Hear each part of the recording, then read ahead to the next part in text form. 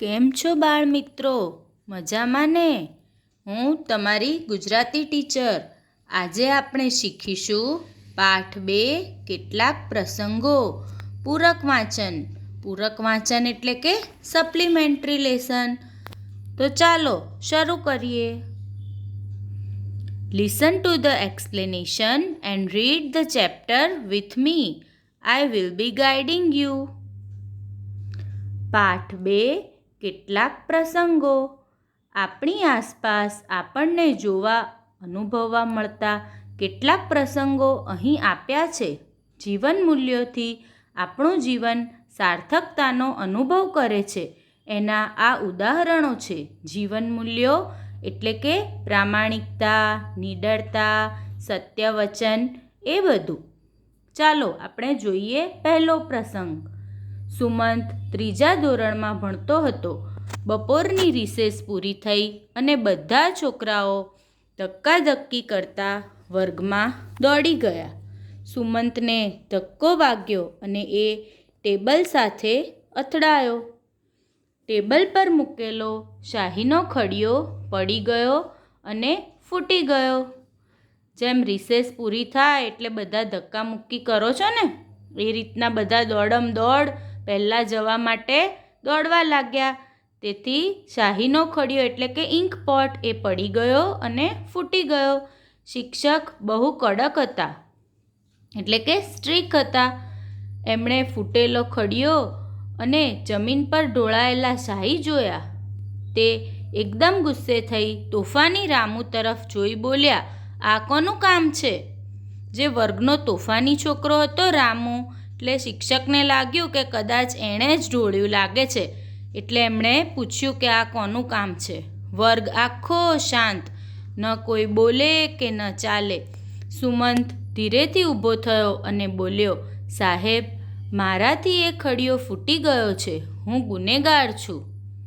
સુમંતે પોતાની ભૂલ સ્વીકારી લીધી અને કહ્યું કે હું ગુનેગાર છું, મારાથી ઢોળાઈ છે.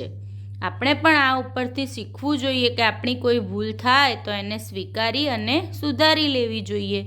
શિક્ષક સાચા બોલા નીડર છોકરા તરફ જોઈ રહ્યા. સુમંત સાચા બોલો અને નીડર છોકરો હતો. હવે આપણે જોઈએ પ્રસંગ 2. પંકજ બજારમાં શાક લેવા ગયો હતો.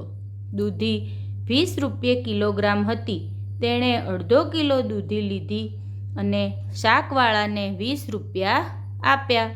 અડધો કિલો એટલે કે 500 ગ્રામ. એટલે એનો ભાવ એનાથી અડધો થાય ને, એટલે કે 10 રૂપિયા થાય. શાકવાળાએ બાકીના પૈસા પાછા આપ્યા ને તે લઈ પંકજે ચાલવા માંડ્યું.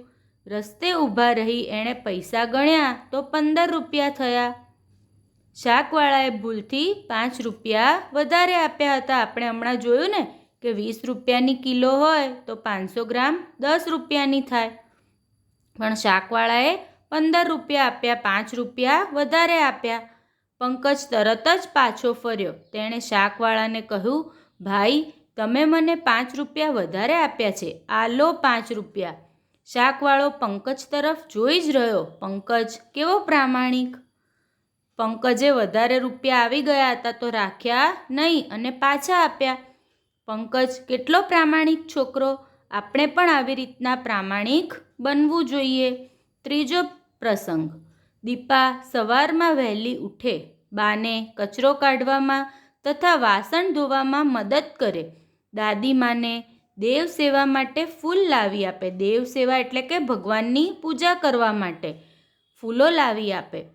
નાહી ધોઈને પોતાના પાઠ વાંચે. નાના ભાઈને પાસે બેસાડી રમાડે અને બાને જરા પણ હેરાન ન કરવા દે. દીપા કેવી કામગરી! દીપા બાને પણ મદદ કરે અને દાદીમાને પણ મદદ કરે અને પોતાનું કામ પણ કરે. તો દીપા કેટલી કામગરી! આપણે પણ થોડી ઘણી મદદ કરવી જોઈએ અને આ પોતાનું કામ કરી લેવું જોઈએ. I hope you have understand the chapter. Write the exercise given in PDF and mail it on given ID. Email ID is given here.